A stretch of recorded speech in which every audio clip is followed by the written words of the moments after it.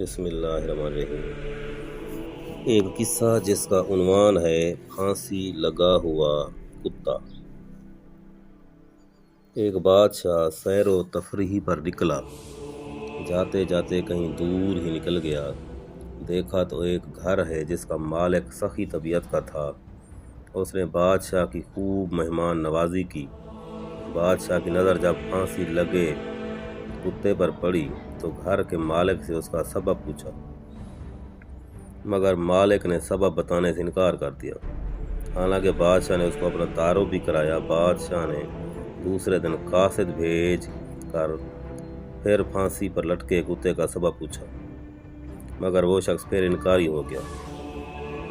بادشاہ کو بڑا غصہ آیا تو اس نے اپنے داروغہ کو بھیجا کہ اس شخص کو گرفتار کر کے لے آؤ۔ داروغہ نے حکم کی تعمیل کرتے ہوئے اس کو دربار میں پیش کر دیا۔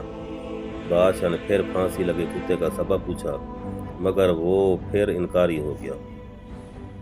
بادشاہ اب اس کو لالچ دے کر سبب پوچھنے کی کوشش کرنے لگا، تو اس شخص نے اس شرط پر کہ کچھ عرصہ بادشاہی اس کو دی جائے تو پھر سبب بتائے گا، مگر بادشاہ نے اس ڈر سے کہ کہیں مستقل قبضہ ہی نہ کر لے انکار کر دیا۔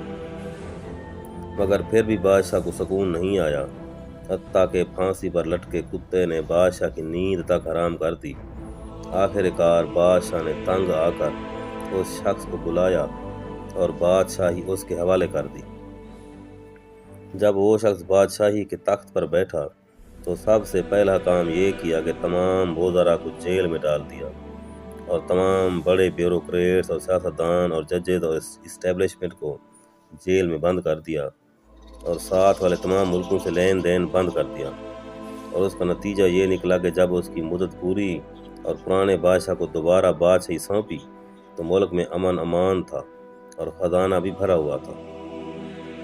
تو اس نے پھانسی پر لگے کتے کا سبب بادشاہ کو بتایا کہ میں ایک آجڑی ہوں، یعنی بکریاں چراتا ہوں، اور میرا بھیڑ بکریوں کا ریوڑ تھا، اور یہ کتا ان کی حفاظت کے لیے تھا، مگر میرے ریوڑ سے روزانہ ایک بکری غائب ہوتی تھی۔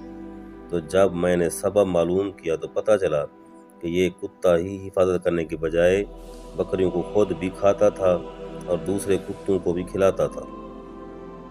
تو میں نے اس کو بطور سزا اور عبرت کے پھانسی پر لٹکا دیا، اور میرے کتے کی طرح ہی تیرے وزراء اور باقی لوگ خود بھی خزانہ لوٹتے تھے اور دوسروں کو بھی لٹاتے تھے، جن کو میں نے بطور سزا جیل میں بند کر دیا، اور جب سے ان کو جیل میں بند ملکی خزانہ